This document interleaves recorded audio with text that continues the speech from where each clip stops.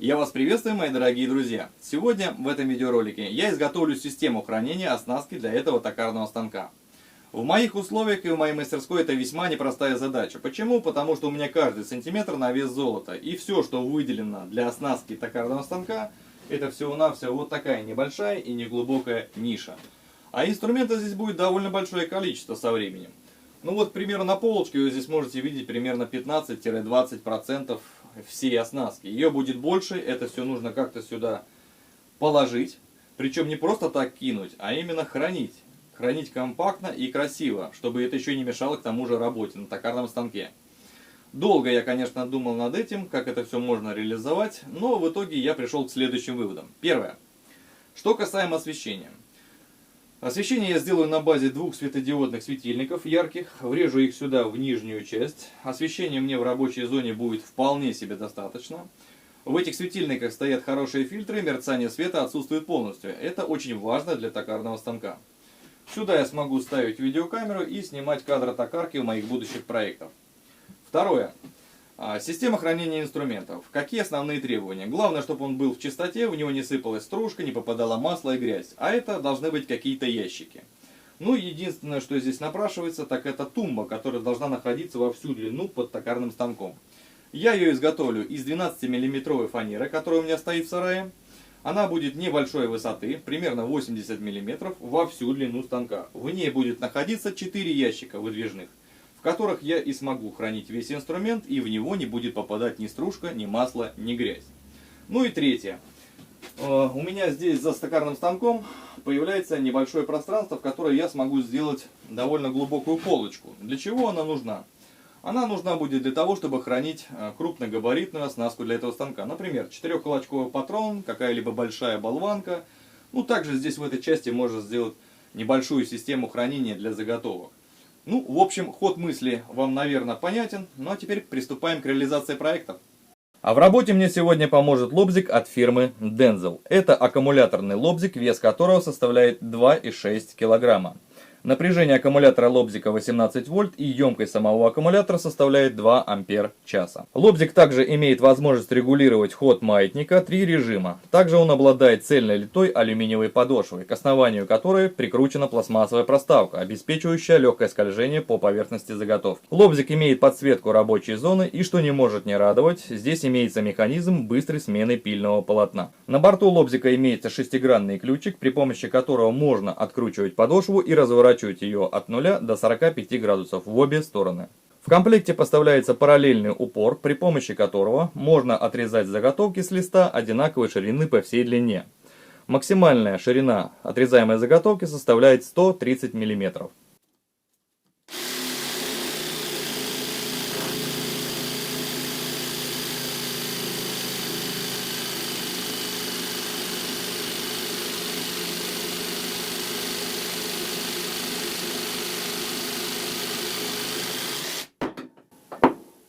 Дуб. Ссылку на этот электроинструмент я оставлю в описании под видео. Также вы сможете там найти промокод, который вам даст 10% скидку на покупку электроинструмента фирмы Denzel. За основу был взят лист фанеры толщиной 12 мм. При помощи рулетки размечаю необходимую ширину заготовки. В качестве направляющей использую деревянную рейку, фиксирую ее к листу фанеры двумя струбцинами с двух сторон и отрезаю заготовку при помощи лобзика. Рулеткой размечаю необходимую длину заготовки и отрезаю ее. При помощи бруска с наждачной бумагой зачищаю все задранные волокна со всех сторон заготовки. Теперь необходимо нарезать перегородки. Для этого на листе шириной 320 мм размечаю 5 отрезков шириной 65 мм и нарезаю их при помощи лобзика. Задняя стенка тумбы тоже будет высотой 65 мм. Размечаю в необходимый размер по длине и отрезаю ее. В нижней части тумбы сверлю по разметке сквозные отверстия диаметром 4 мм под свободный проход саморезов. После чего зенкую фаски для того, чтобы шляпки саморезов были утоплены. Раскладываю перегородки на столе. Кладу на них лист и разметочным маркером наношу разметку под сверление. После чего все сверлю сверлом диаметром 2 мм. Наживляю саморезы все вручную. после чего их все закручиваю наглухо. С обратной стороны провожу аналогичную операцию. Итак, тумба под токарный станок полностью готова. Получилось крепенько, кривовато, но это было сделано лобзиком. Что теперь буду дальше делать? Дальше необходимо сделать ящики сюда. В общем, лицевые стороны ящиков будут сделаны из двенашки. Ну а сами ящики, точнее их стеночки, будут сделаны и с 10-миллиметровой фанеры. Припуск сделал 2-3 мм, чтобы они свободно ходили и не тыкались. Ну а донышки сами сделаю из плиты МДФ.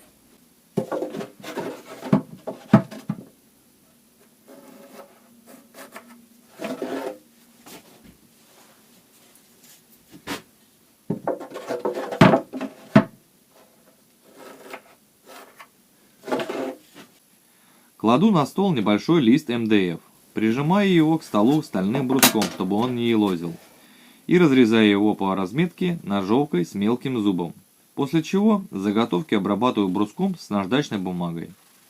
На двух боковых стенках заготовок для ящика сверлю по 2 сквозных отверстия диаметром 4 мм и зинкую их. Соединяю между собой заднюю стенку и боковину ящика. Разметочным маркером наношу разметку и сверлю 2 отверстия диаметром 2 мм, после чего их стягиваю между собой саморезами. Заготовку из МДФ соединяю с ящиком при помощи маленьких гвоздиков. Такой вид соединения очень прост и надежен. Вставляю ящик в тумбу и примеряю лицевую панель. Сразу наношу разметку под места крепления.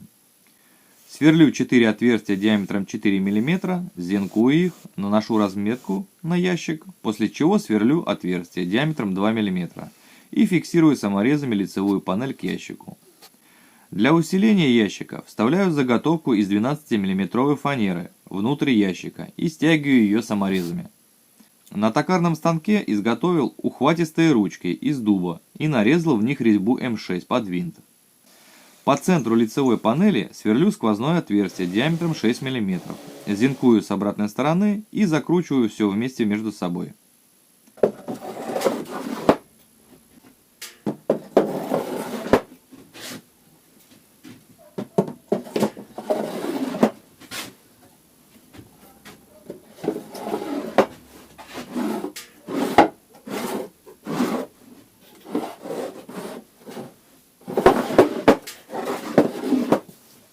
Итак, тумба полностью готова, и в принципе я уже подогнал основание, точнее поддон самого станка.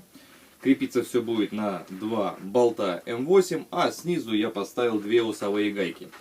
Теперь необходимо покрасить всю тумбу. Вообще, по-хорошему, ее бы я покрасил бы красочкой ПФ, но у меня нет времени ждать, пока высохнет эта тумба, потому как станок валяется у меня под ногами, а мне нужно в мастерской уже работать. Поэтому я все покрашу быстро сохнущей краской из аэрозольного баллончика.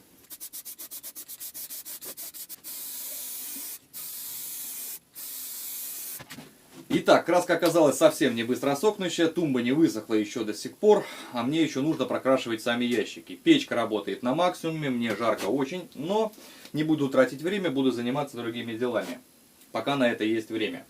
В общем, что я сделал сейчас на данный момент? Саму нишу я опустил на высоту тумбы, на 85 мм. Почему?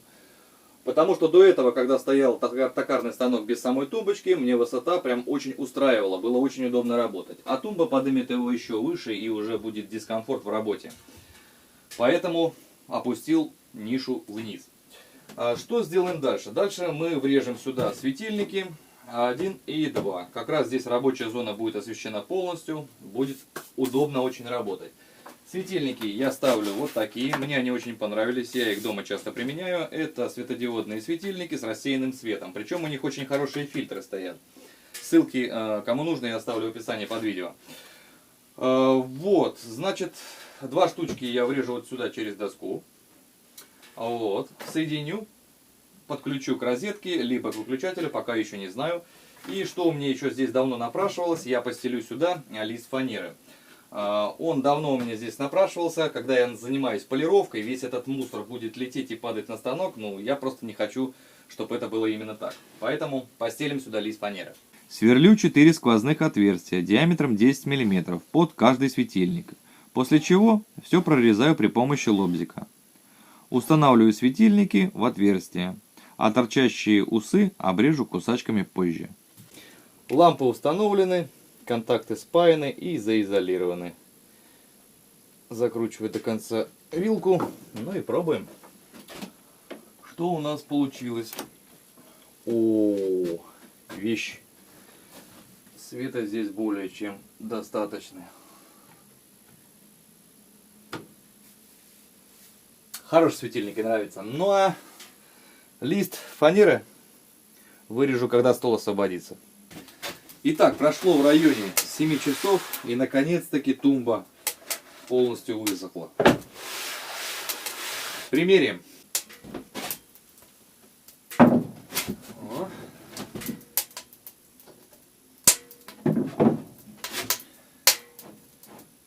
Как оно тут и было. О, хорошо, у меня еще 2 ниши под заготовки появились.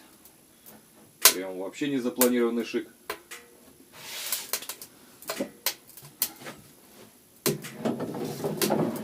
В 3 ящичках я сделал еще перегородочки,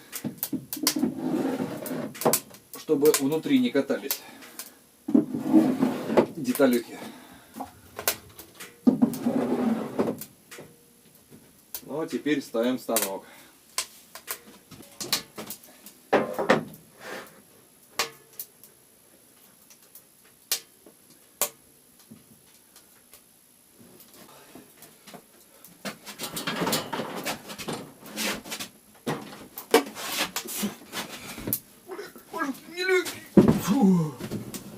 Фу, ё красота.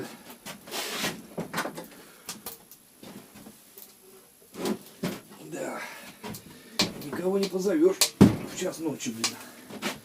Фу.